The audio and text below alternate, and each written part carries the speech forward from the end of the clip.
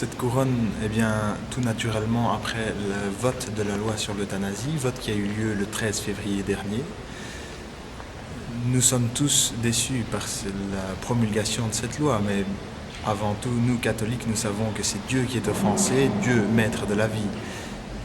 Cette loi est une usurpation de son pouvoir exclusif sur la vie humaine. Alors cette couronne, nous l'offrons à Dieu en acte de réparation symbolique suite au vote de cette loi. Je vois que le texte a été écrit en 42 langues. Oui, d'abord le latin, bien sûr, parce que c'est la langue officielle de l'Église. Et ensuite les autres langues. Ah, ce sont des correspondants du monde entier qui nous ont envoyé ça pour montrer leur soutien.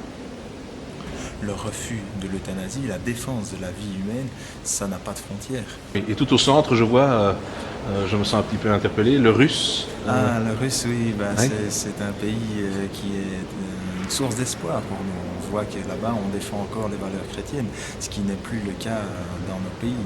Oui, malgré donc les 70 ans de communisme. Ah, c'est un pays qui se Oui. lève de ses cendres, on devra faire la même chose. Vous dédiez donc cette couronne également aux enfants victimes et futures victimes de cette loi. Normalement, les lois sont votées pour protéger les enfants. Alors comment voyez-vous la chose? Mais les enfants ne choisiront pas la mort. On présentera la seringue mortelle comme une solution à la douleur, alors qu'en fait, elle ne supprimera que le souffrant. Cette loi est donc passée, il y a une majorité de députés qui l'ont approuvée. Est-ce qu'on peut considérer que c'est de la mauvaise foi ou plutôt de l'ignorance de la part des députés? Je pense que certains députés sont vraiment malicieux. Quant aux autres, ils ne savent pas ce qu'ils font. Et il nous reste à prier pour eux.